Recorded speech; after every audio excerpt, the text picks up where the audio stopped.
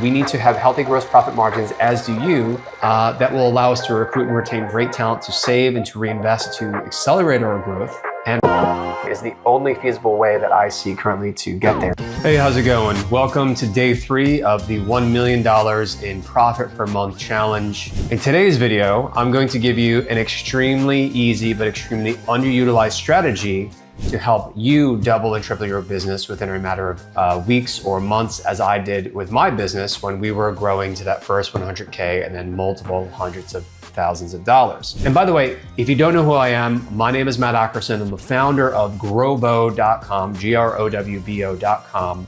And in 2021, we hit 1.2 million in revenue. And this daily video series, it keeps me accountable on the path to $1 million in profit per month, and sharing that journey with you and all of the ugly, raw, relatable lessons learned along the way, and giving you the real playbook as we build towards that goal, which again it's extremely challenging based on where we're at today. So more about that later though. Something about me is, before I was able to achieve millions of dollars in sales as an entrepreneur, I first had to achieve a more basic financial milestone, like achieving 100K in revenue annually and then multiple 6 figures annually.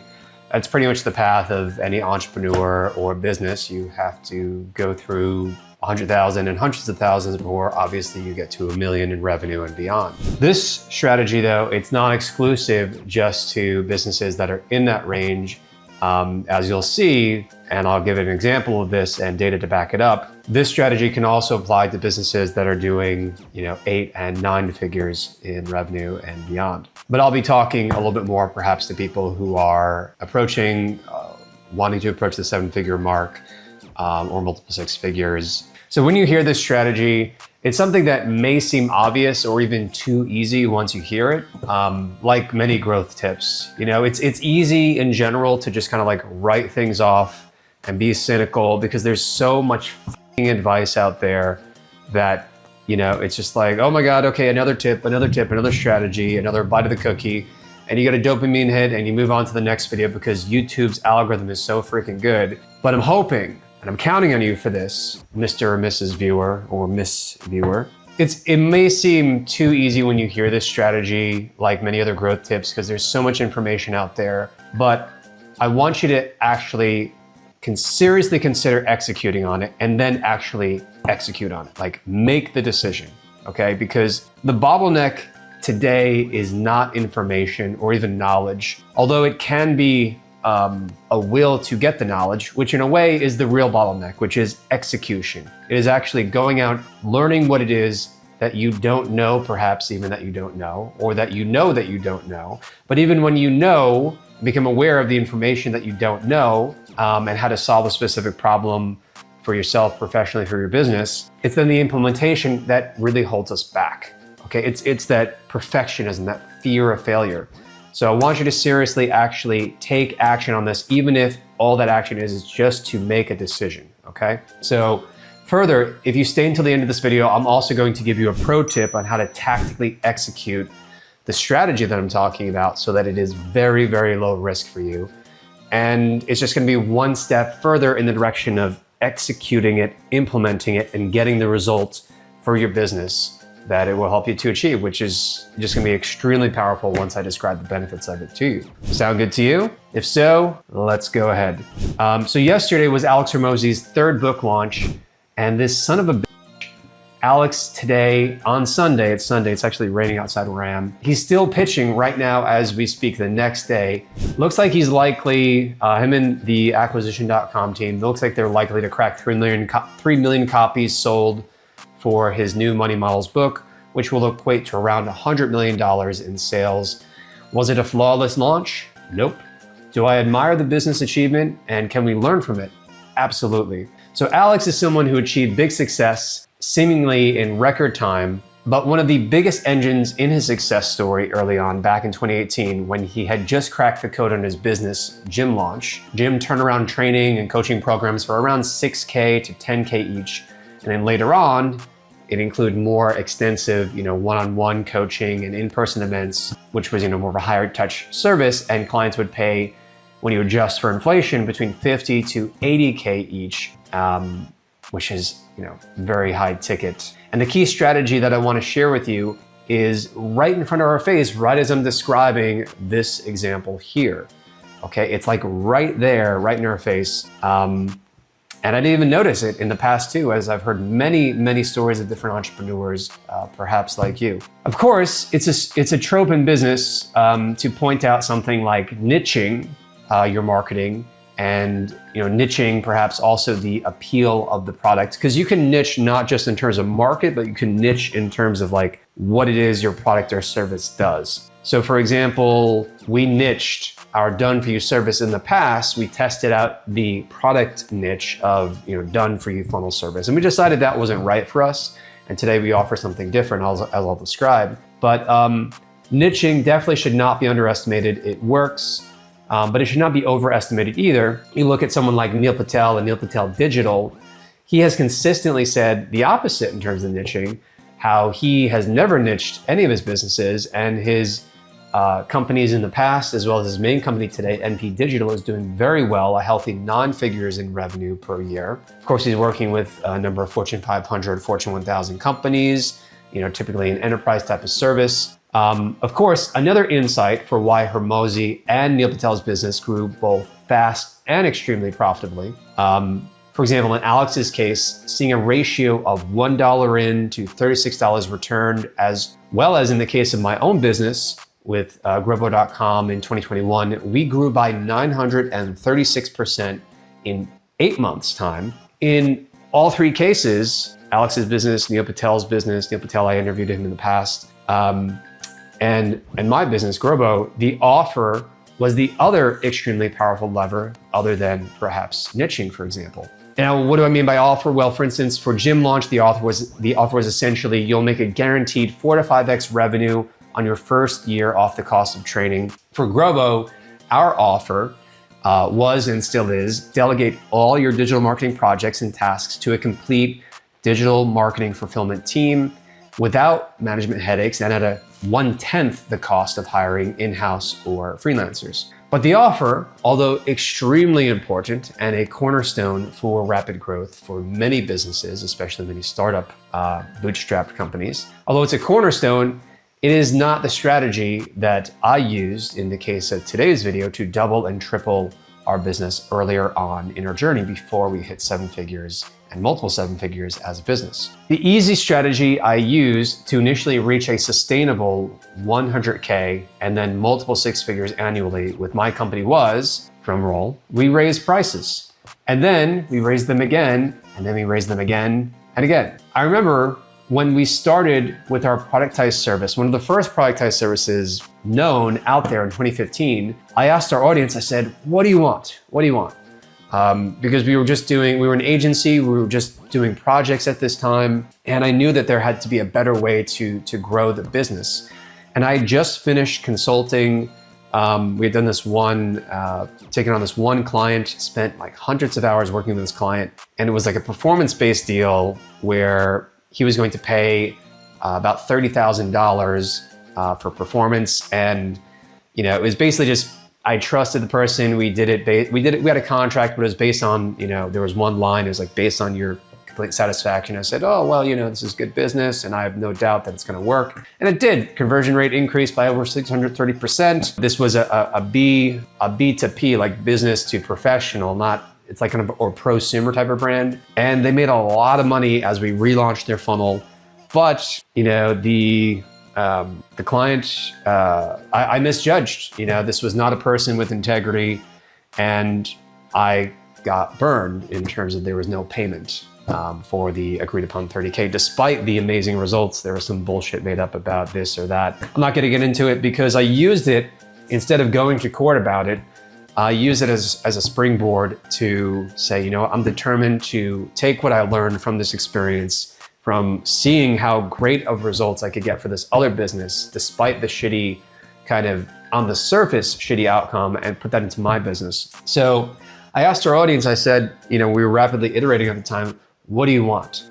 Because for a higher conversion rate, we found that with this other company, this other client, just talking to the customer, shocker, talking to the customer, getting feedback was the number one way to solve the conversion problem in the business. And in our case, it was a little bit more of customer development. We were reinventing the business with this productized service we were about to offer. One person replied to the emails and said, I want a done-for-you funnel service.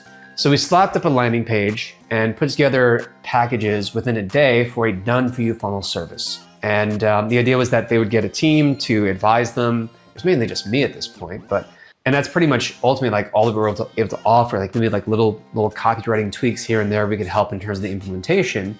But we slapped up a landing page and the entry-level price point was $99 per month. And sales just started to pour in, like within 24 hours. Part of that was the low price point, granted. The problem though was that we had no margin because of the low price point to deliver the level of quality and service that I wanted to for our customers and I guess you would say semi-clients, just because the price point was so low. I wanted to do more than just give strategy. I wanted to give them a team to help them, not just with little tweaks and a bit of strategy here and there and support, but to do the full execution and full implementation for their marketing ideas, which is really what we have today at Grobo. The idea of raising prices at the time though was super scary. I thought, what if people would stop buying? Cash flow, the lifeblood of the company, would also stop too. But we were moving fast back then and it sort of forced us to decide fast. So we raised prices in 2016, then we raised them again in 2017. We went from an entry-level price of $99 to $399 to $999. And today Grobo is selling our top level package for $6K per month or $5,999 per month. And if people, if our clients decide to pay quarterly or annually, obviously the price point is even higher than that, significantly. So while I was right to be concerned about raising prices, if you're not delivering something the market can afford or that they see as not aligned with the amount of value that you're offering that they believe they will receive, usually we want to aim for a ratio of 1 to 10 cost to value ratio for optimum results. Just as a rule of thumb, that's what I would recommend. If you can go higher than that and it's still highly profitable for you to stay at a lower price point, consider raising your price so it's at least a 10-to-1 ratio. But you will sell more in volume the higher the ratio is to the perceived monetary cost. So you will do more volume as a result of that. But obviously you got to look at the profit margin as well, which is part of the point of raising prices in the first place. So in our case though, in raising prices so significantly, 400% and then overall 1,000% compared to where we started. That's just for the entry-level price point. So the total number of sales transactions in terms of what actually happened, in terms of what actually happened, the total number of sales transactions did seemingly go down. Instead of having 10 new signups or clients, we had maybe 1 or 2 or 3. But as the business went from making close to no profit per sale, per package that we were selling for our productized service, and we're making almost no profit at 10K revenue per month, so we're doing 6 figures at this point, to healthy profit margins and crossing 20K in MRR, monthly recurring revenue per month, in just 2 months. But the key point is there that we doubled the business and we were profitable. So although individually we had fewer individual sales, right?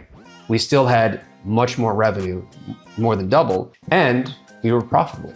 We were accumulating cash in the bank, which we could save and or reinvest. Now in 2019, after a brief hiatus on focusing on selling and scaling our info product funnels, we exceeded multiple 6 figures in annual run rate from our productized service for the first time. Our run rate was then over 400K for the year. And again, we were profitable, which gave us the peace of mind, don't underestimate the value of that as an entrepreneur, the peace of mind to keep reinvesting and to drive further growth. And this strategy of raising your prices and potentially continuing to raise them as a test, you can see it as a test, it doesn't have to be a permanent thing if it doesn't work, but this strategy of raising your prices is supported by research from the founder of ProfitWell, Patrick, who was interviewed on the book launch that I talked about earlier in the recording here yesterday. When he was being interviewed on the book launch yesterday, he said when they would go into companies as part of ProfitWell's consulting, before ProfitWell was actually acquired, they're called Paddle today, they're doing something a little different.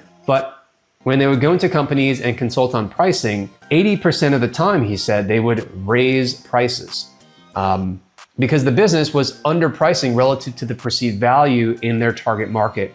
And mind you, these were established businesses already doing multiple millions in sales, talking 7, 8, 9 figures in the vast majority of cases. The only case where it might be lower than that, just because, again, based on they would charge 100 grand, 200, 300 grand to do this research and help them with the pricing implementation. So the only exception to that would probably be a startup with, some sort of VC funding who would, contract with them to come in. But in terms of the overall health of the business, they could charge that much as a service because the result of successfully raising prices to a point where sales would perhaps not decrease, but even if they did in terms of individual sales, the health of the business in terms of profitability would be so much better, and the economic engine of the business would be sustainable. Again, because with that increased profit margin, what do you get? You get cash that you can reinvest to finding and hiring better talent, and/or that you can reinvest into making the product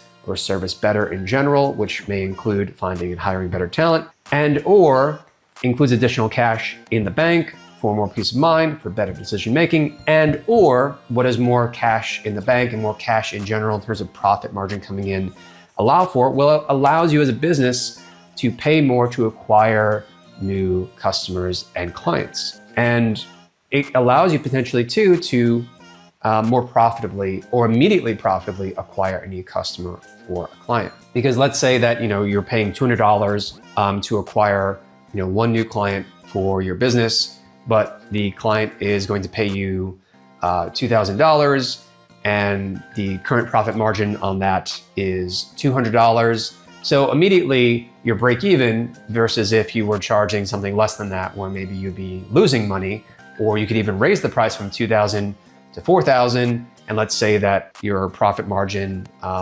increased proportionally to the increase in price. So you'd be making $400 in gross profit. Well, then not only are you making that money back that you used to acquire that client initially, but you're making an additional $200 in gross profit rather than just being break even. And what can you do with that additional $200? You invest it right back into ads, and you can acquire additional clients on top. Continuing, pricing, it's also your best lever to, as I mentioned, or as I alluded to earlier, when you get pricing right and you have that healthy gross profit margin built in, where it's going to result in a situation where the economic health of your business allows you to create this flywheel of reinvestment, of healthy reinvestment and savings, and you're going to see cash start to stack in the bank, you're going to sleep better at night as an entrepreneur because you've got so much on your plate already as an entrepreneur, as a business owner. Achieving profitability just means you're going to be able to get a better rest, think clearer, and the result of that, make better decisions for growing your business all around. It's just a virtuous cycle, right? But this added profit, it lets you pay more, as I mentioned, to acquire and service your customers, and it turns into this virtuous cycle because as a result of reinvesting back into your business, your customers and clients will get a better experience, which leads to more positive word of mouth and in turn, more customers on top. So what might initially seem like a dip in overall sales, maybe just because of the individual sales volume, the additional revenue and profit that you get back helps to offset that. And then again, you reinvest that smart and wise. And the result is ultimately a better client experience or customer experience, which results in better word of mouth and a lower customer acquisition cost in turn as well. So the reason why most business owners don't raise prices though is fear of the unknown. And I get it, it's scary. This is something that we're going through right now with Global. We're going to raise prices again. And we've been delaying this decision for a long time. Originally, my strategy was thinking, okay, we can increase sales volume by actually lowering prices. But it's interesting that we didn't actually see that happen. We didn't see prices go up. We actually didn't see sales volume go up as a result of doing that. Now, there's a reason for that I can discuss more in a later video. If you're interested in hearing more about what we learned from lowering prices, I'd be happy to discuss it. And I'm quite confident based on other data that we have, where we used to see just people signing up for our monthly packages in volume without getting a consultation in the past. We used to see that a lot more in the past, but I can talk more about lessons learned from lowering prices if you're interested in that, because in theory, I was like, oh, economics 101, supply and demand, you lower the price, the sales purchase volume increases, you increase the price, the sales purchase volume in terms of individual sales decreases. But will you see a sales dip from raising, from increasing your prices? Yeah, if demand is consistent, generally you might, but not necessarily either. But you might also be wondering, well, how will clients or customers react? And this is why, generally speaking, you want to take a measured approach to raising prices. Specifically, you want to raise prices by around maybe 20% at a time. This might be best. I recently saw this work very well for Kai Bax of ScaleClients.io. This is what has worked for his agency, and that's what we are planning on doing as well in terms of raising our prices. We've also seen it work for others in and around our industry specifically. But you need to raise prices in order to support, growing costs, especially if your number one cost is staffing in the case of a service type of business. But you can take a larger risk in terms of raising your price by 30, 40%, or even potentially doubling prices. You can do that only if you've done the homework, if you've done research, and you've gotten feedback from the market, and that feedback that you've gotten from the market merits raising prices bigger and faster in this way. In other words, you've talked to your clients, you've analyzed, what are competitors offering? What are their price points? How do they seem to be doing? You even in the past, we don't have many competitors because it's hard to do what we're doing. But for the one or two closest similar offerings that are out there, I've actually gone and signed up for the competing offerings that I've seen out there just to see what their buying process is like and see what's the quality of work that others are getting from these other services. And I'm shocked to see that it's significantly lower in terms of quality and even a longer turnaround time as well. So you want to do research and do your homework by doing things like that and just talking to your clients, talking to your customer base. So in our case, when we went from $99 per month to $9.99 per month in terms of an entry-level price point, and as of this video, we do have a $5.99 per month pricing tier, but none of our clients start there, which in itself is a data point that indicates yeah, maybe we should raise prices again. But just saying for a moment, where all of our clients start, they always start on the run package at $9.99 per month at a minimum. Part of how I decided that we should raise prices was based on value, and that's how you should decide it too. And part of those, it's also a law of physics, because when I decided to raise the prices, I realized there was really no way that we could build the service offering into what I wanted the market to have and what we wanted the solution ourselves to, an all-in-one on-demand marketing team. But there was no way that we could hire a full on-demand marketing team with all the skill sets that we wanted to offer to clients unless we charged at least that amount of $9.99 per month. And in hindsight, that's still extremely affordable for the value return to our clients' businesses, because they'd easily be paying 10 times that and more to have the kind of talent in-house that we're offering on demand, or via freelancers based on further based on the quality and turnaround times that we are able to offer. So think about it like that, all right? Think about it in terms of balancing the risk when deciding how much to raise prices by, but also based on the value, how much of that value can you price to capture, right? Because if it's a ratio of 1 to 30 or 1 to 20, maybe you're giving too much away. Perhaps your price is way too low. And finally, here's the final tactical tip that I'm using right now, since Grobo is getting ready to raise prices, again, as a reflection of the value that we offer with our truly white labelable, is that a word? White labelable.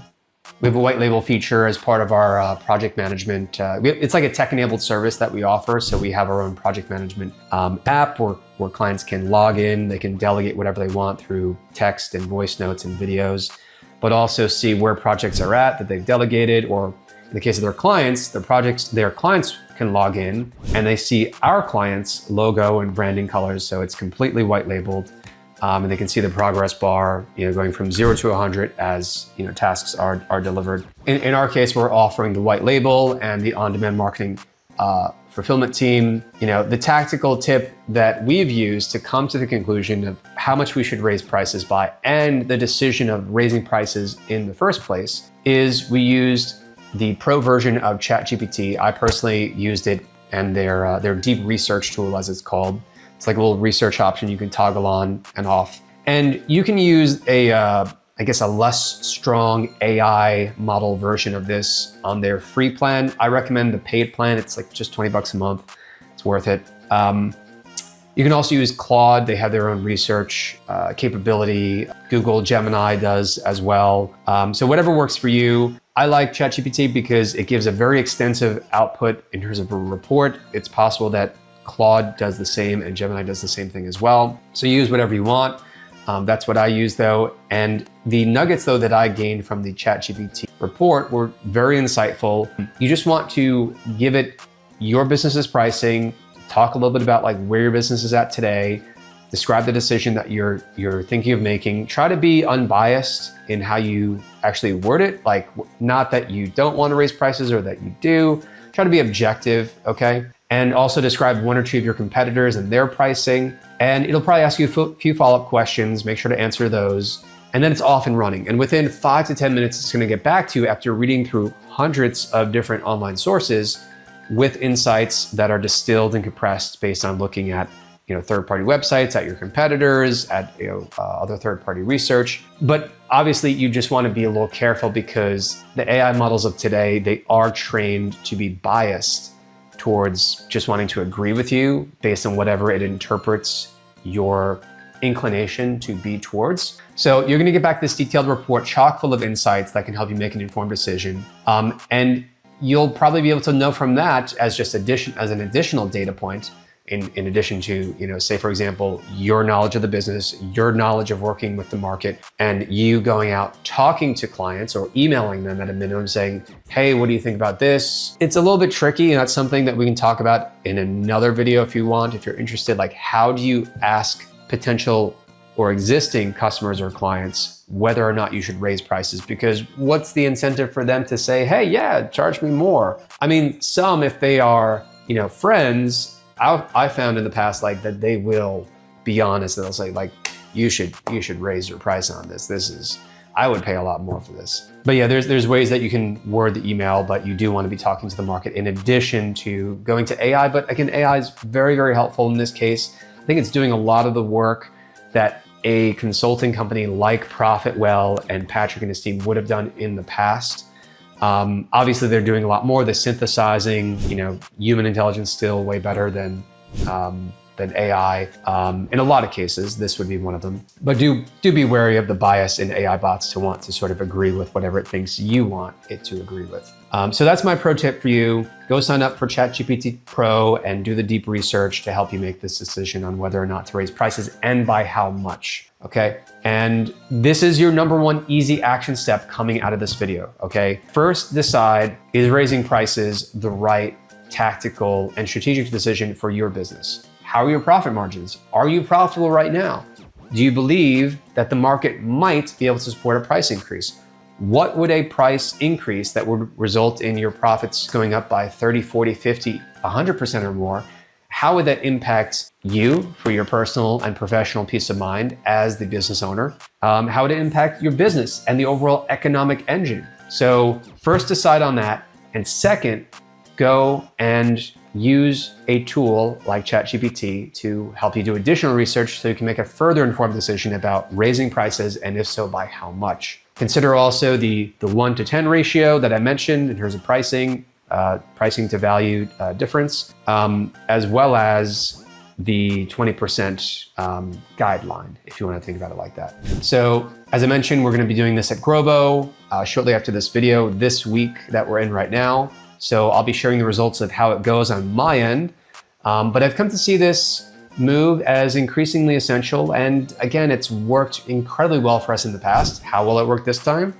Well, I'm going to aim to make it work well, hopefully. We'll see. As I mentioned at the start, these videos are part of the larger challenge to figure out how to grow to $1 million in profit per month. And we've started basically from a place of minus 5K monthly cash flow as a company. We've already started to swing out of that very rapidly because we're focused on the right things, and I am focused as the entrepreneur on the right things, specifically in terms of marketing and making decisions like this related to pricing. So we've already started to see an uptick in sales, and we're headed towards break even once again.